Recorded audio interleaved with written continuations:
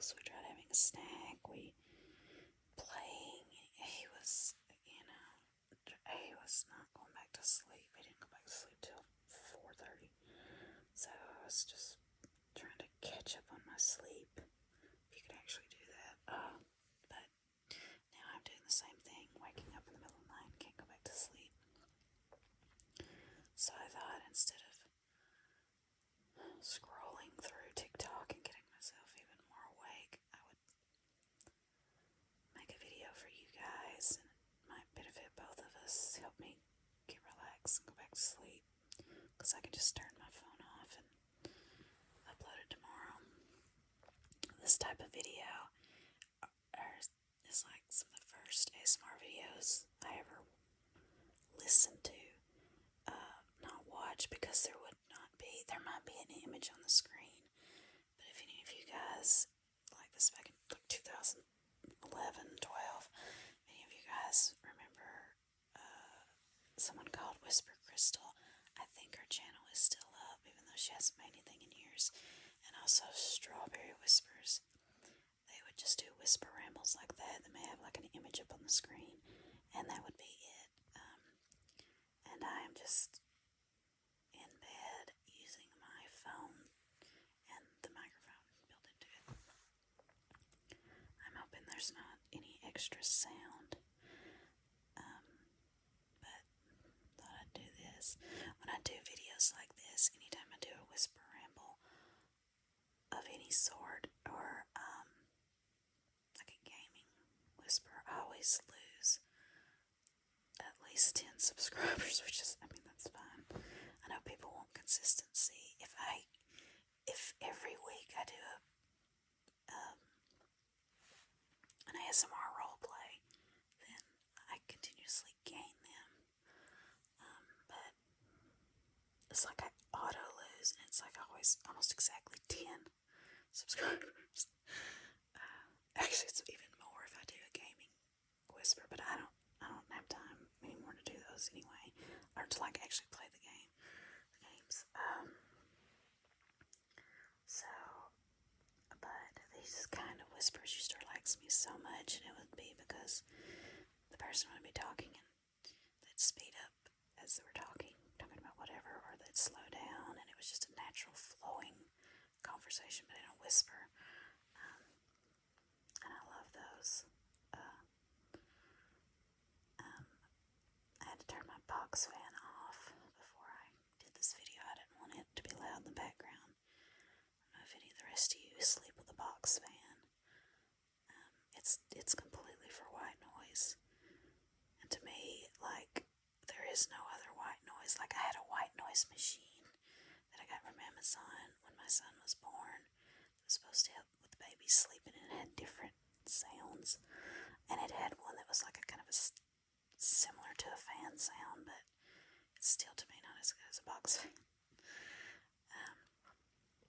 It just helps drown out any other knocking noises you might hear, or some animal outside that I might hear where I'm at. But anyway, I'm trying to think of something to talk about.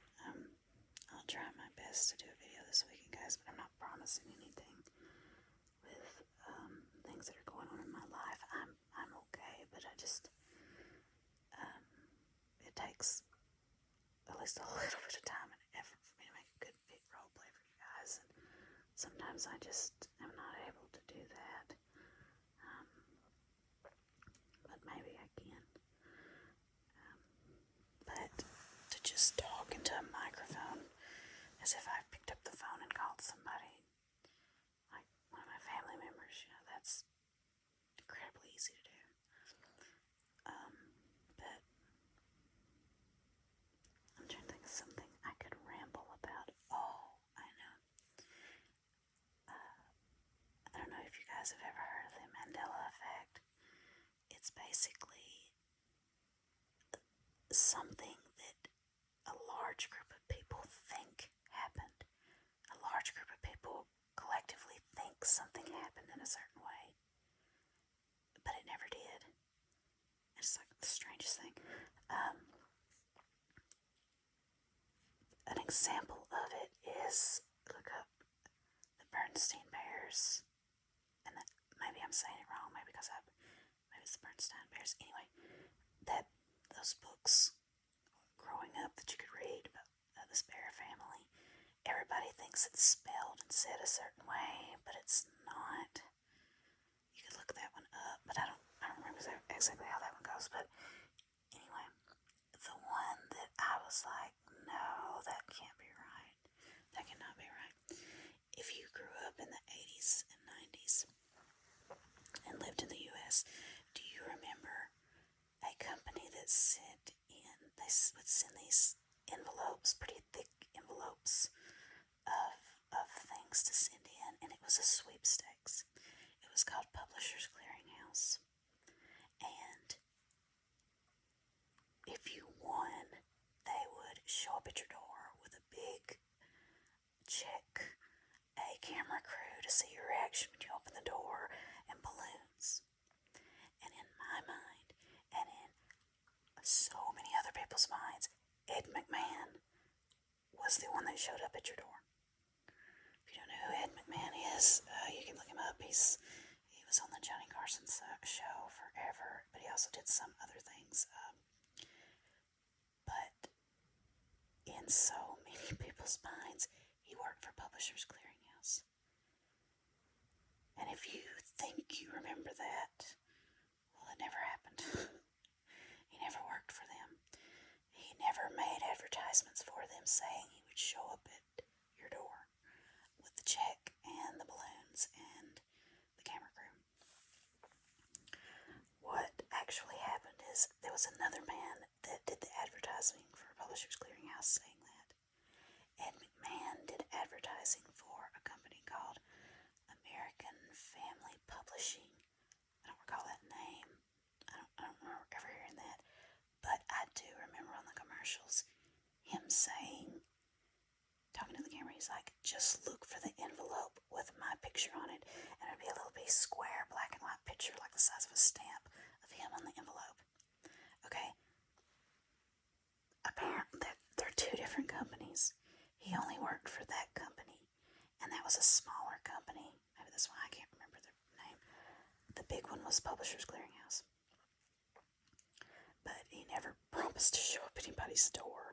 He just told them about it and then said, look for the envelope with my picture on it. It was as if they knew people were combining the two or something. In my mind, like, hey, don't do the Publishers Clearinghouse one. Do the one with my picture on it. So, I mean, I remember my parents getting them and my grandparents getting them and my great aunt believing she was actually going to win, like, every few months. But the big one was Publishers Clearinghouse, and there was a totally different man that said he would show up at your door. But so many of us growing up believed it was Ed McMahon. And it's just a weird thing. And if this sounds really boring to you, maybe it's making you fall asleep. But it was just crazy to me. I can't think of any other Mandela effects. There are that have surprised me, but you can look them up. But that one right there, I was just like, no. But it's true. Ed McMahon was never going to show up at your door. And he never worked with Publishers Clearinghouse. So, what's something else I could talk to you guys about? Earlier today, I had an accident. I was stepping down off my porch, I had heels on, and I slipped and fell. I was on the last step before the ground, so I didn't fall far, but my driveway is gravel, and I fell on my hands and knees. Okay, so I can't recall the last time I've fallen to the ground. I want to say I haven't done that since I was a teenager. I just don't fall. I mean, I may have stumbled, but I don't recall physically falling all the way to the ground since I was a teenager. So it's going to be interesting to